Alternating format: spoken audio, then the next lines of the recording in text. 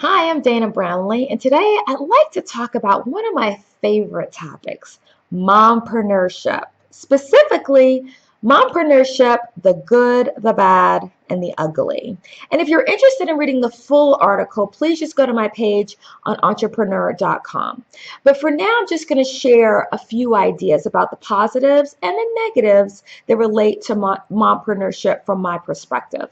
On the positive side, one of the best things for me is just the autonomy, the freedom with my schedule. Now, let me be clear, there is no complete autonomy because I still have constraints and meetings to go to, and my clients' availability is key, so I need to be available as well. But I do have a lot more flexibility over my schedule than I would in a typical corporate environment. I can go to school events, I can plan to take certain time off in the summer, and for me, that's priceless. Another benefit is just having unlimited revenue. I mean, really, there is no cap. At the end of the year, I don't have to hope and pray that I'm going to get that increase from my manager. I really control what my revenue looks like to a large degree. So that can be very tantalizing. And then finally, on the upside, it's just getting to work in your passion. Most of us choose businesses in areas that we really are passionate about. And so that's really priceless. So getting to work in your passion and work in an area that you really are excited about every day, huge upside in that.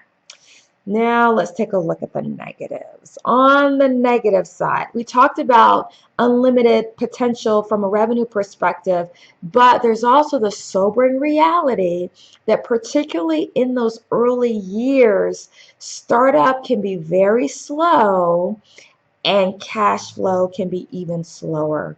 The reality is, when you first start that business, there are lots of initial startup costs. You may have to buy equipment, you may need to get certifications, hire people. All of those things can be really expensive, and you're also probably going to hit a lot more bumps in the road. Maybe you have to redesign the website, or that person you hired that you thought was great didn't turn out so well, and now it's expensive to replace that person. So those startup costs can be really, really significant. And then you have to think about cash flow. If you sell a product or perform a service, are you going to get paid immediately? In my business, it's not uncommon to expect that I may not see payment for a service for 30 to 60 days after I perform it. So you have to think about the cash flow as well. Also, another negative is that you may have expertise in a particular area that you love. You may be a great lawyer or architect or develop crafts. You make your own crafts, but you may not be as good a marketer, an IT person, a web developer.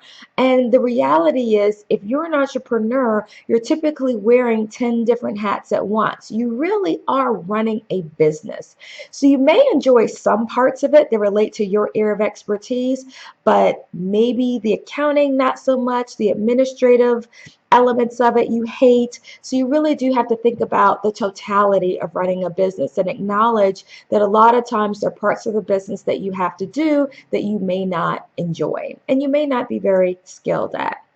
And then finally, you need to think about what impact your being an entrepreneur will have on your household, and more specifically, your marriage.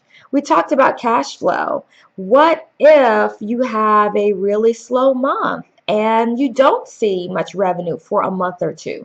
Are you going to be able to make your mortgage payment? If you can't make your mortgage payment, what sort of pressure is that going to put on your household?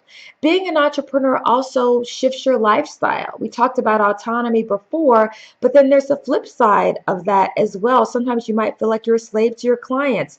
Say you're on vacation and a client desperately needs to talk to you and you need to leave the beach to take a conference call. How is your husband or partner or spouse going to feel about that? Maybe you need to respond to an RFP, or you need to resolve a labor dispute that happened in your absence. So those are just the realities of running a business, and sometimes they cause significant pressure, not just on your household, but on your marriage as well. And it's so important that you and your spouse or your partner are on the same page.